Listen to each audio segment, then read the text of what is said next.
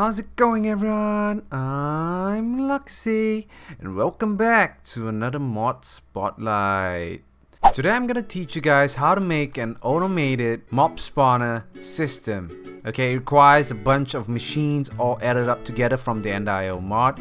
So the machines that you need are the vat, the killer Joe, the experience obelisk, you need the vacuum chest, you need the power spawner obviously, you need a system that generates RF, because you'll be needing the constant RF to keep the power going in the powered spawner. You need a bunch of conduits, the 3 different type of conduits, the redstone conduit, the item conduit, and the fluid conduit. You'll be needing a lever as well, and that should be all item requirements for this system. Okay, so let's get started. First, I'm gonna explain how this works. So we have the vat first, right? We're gonna have the vat connected to a fluid tank. This is optional, you don't have to put the fluid tank. You can actually put it directly into the killer Joe.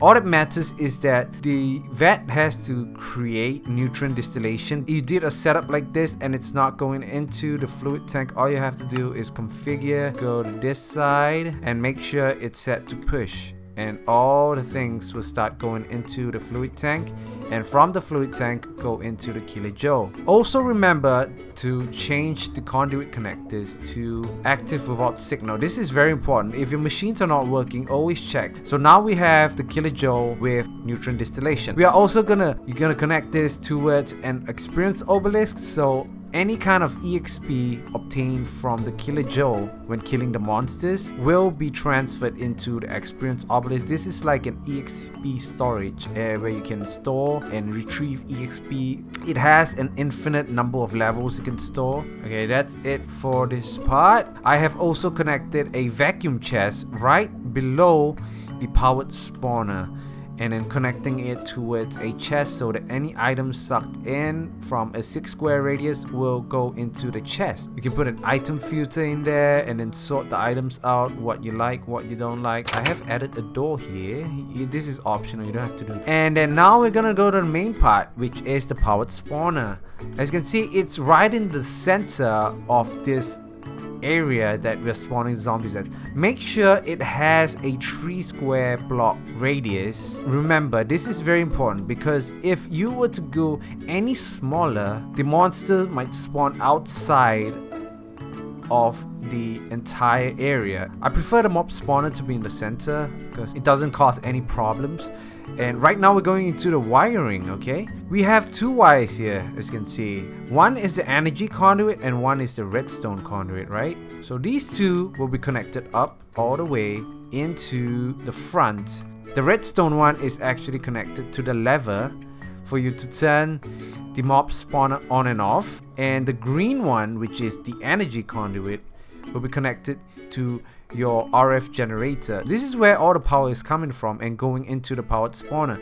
Make sure you have a steady source. I have some photovoltaic cells here going into the vibrant capacitor bank. You can do any other methods. You can use the combustion generator, you can use the Stirling engine. So tips to note, okay? First of all, remember, the powered spawner has to have a redstone mode in order for you to use the lever.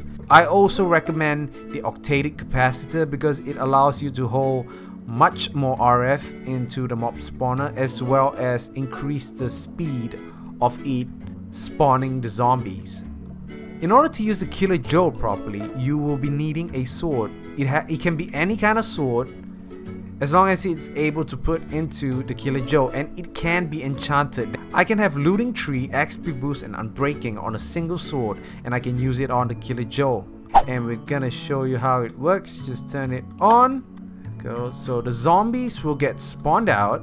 It will start walking towards the killer Joe. I have no idea why. It thinks the killer Joe is the enemy. I don't know. So the killer Joe has a form of radius. Because as you can see, the killer Joe is not attacking right now, right? Because it only attacks 3 blocks in front of him. Since we don't have any fans or any form of conveyor belts, what you can do is actually use the classic way of using water instead, and then pushing the monsters from the back towards the front. And we can do that by just placing water at the 2 corners, and then it will create a kind of waveform so that any monsters spawn on that side of the room will be pushed forward, and this is where the Killer Joe will be able to kill everything. Okay, so let's go ahead and show you guys how it works. Turn that on again, it starts spawning, and then as you can see, the water pushes the zombies forward and the Killer Joe kills everything. The vacuum chest sucks all the items up and it goes into the chest. And all the EXP that I actually killed and sucked in from the Killer Joe is put into the experience obelisk. As you can see, there's apparently 26 levels inside already, and you didn't have to do anything. All you had to do was just plug in the system, make sure it's done like that. Killer Joe kills everything, and then we are done. We're done. The system is done. So if you don't want the system to work, all you gotta do is just turn it off, use the power for another source that you have in your farm. So that is probably it for today. If you guys have any questions at all, please do leave the questions in the comment section below. I hope you enjoyed this video, and I'll see you again soon.